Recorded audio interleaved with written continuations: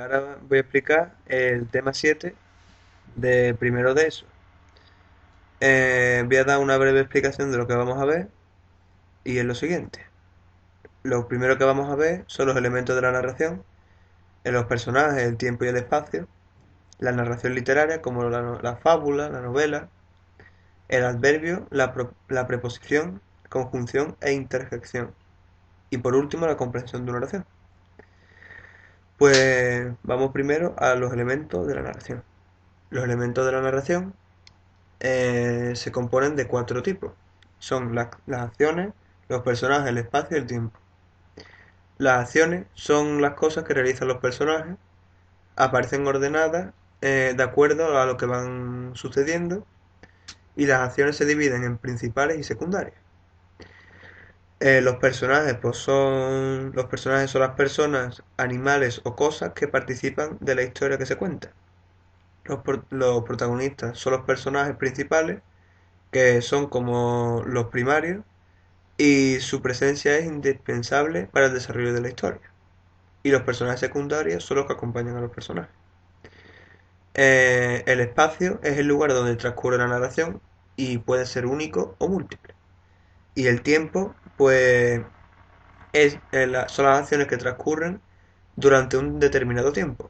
Y puede durar mucho tiempo o poco, depende del tiempo que se haga. También debe identificarse la época en la que se desarrollan los sucesos, el presente, el pasado o el futuro, o en un tiempo indeterminado. Y ahora vamos a ver las narraciones literarias. Vamos a ver primero la fábula. Pues las fábulas son composiciones literarias breves en los que un personaje casi siempre son personificaciones, es decir, animales u objetos que presentan características humanas como el habla, el movimiento, etc. Estas historias incluyen moralejas de carácter instructivo que suele figurar al final del texto.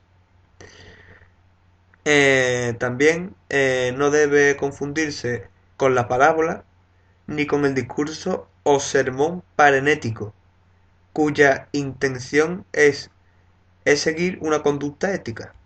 Se diferencian de los apólogos en que estos son más generales y en ellos pueden intervenir además hombres y personajes tanto animados como inanimados. A pesar de ser un género literario sujeto a la transmisión oral de generación en generación, la fábula aún conserva estas características. Conviene distinguir claramente la fábula género literario de la fábula argumental o argumento. Bueno, y ahora vamos a ir a la novela. La novela, aquí, pues es una obra literaria en prosa, no en verso, en la que se narra una acción fingida en todo o en parte y cuyo fin es causar placer estético a los lectores con la descripción o pintura de sucesos o lances interesantes, como por ejemplo de caracteres, pasiones y costumbres. Una novela, por ejemplo, puede ser Pasión de Gavilanes. eh, y ahora, las características de la novela pues son las siguientes. Una narrativa extensa. Las novelas tienen generalmente entre 60.000 y 200.000 palabras o de 300 a 1.300 páginas o más. Aquí radical, aquí radica la diferencia con el cuento. Hay otras diferencias entre novelas y cuentos, pues que la novela aparece como una trama más complicada o intensa, con mayor número de personajes que además están más sólidamente descritos pormenorizadamente, etc. Es de ficción y en prosa, lo que hace diferente de otros géneros en prosa como la historia o el ensayo. Eso es de ficción. Y en prosa, lo que separa de los relatos ficticios extensos o forma rimada. No obstante, se considera una novela aunque está, aunque está en verso.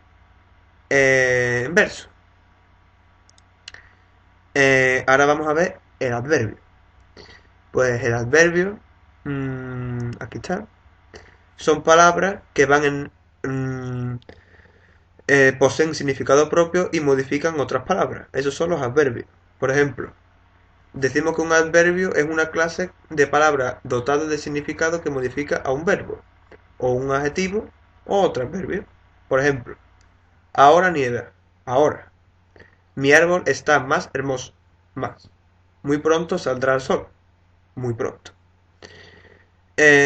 También podemos ver particularidades. El adverbio es invariable porque no admite morfemas ni número de número ni de género. Por ejemplo, Luis lee mucho. Luisa lee mucho. Luis y Luisa leen mucho. El adverbio puede admitir algunas modificaciones. Aquí hay dos puntos y son los siguientes. Puede llevar morfemas derivativos para formar diminutivos o aumentativos. Lejitos, lejotes, ahorita, promitito, tempranito. Algunos pueden admitir morfemas de grado como los adjetivos. Lejísimo, prontísimo, tardísimo, etc. Podremos formar adverbios añadiendo la terminación mente a los adjetivos. Se admiten variación de género, se añade al femenino de los mismos. Tristemente, cordialmente, cómodamente, etc. Ahora, por aquí está bien, y ahora vamos a ir a conjunción e interjección. Vamos primero a la interjección, que la interjección es un tipo de enunciado en una lengua natural que expresa alguna expresión súbita, exclamativa o un sentido profundo, como sorpresa, dolor, amor, etc. Por ejemplo, alto se usa como llamada energética. Ahí se emplea para expresar un sentimiento vivo. ¡Eh! Se usa para preguntar, llamar, despreciar, reprender o advertir. ¡Hola! Se usa como salutación familiar. Y ahora vamos a ver conjunción. Conjunción, pues aquí podemos ver aquí es una, bueno, por la conjunción en gramática es una palabra o conjunto de ellas que enlaza preposiciones, sintagmas o palabras.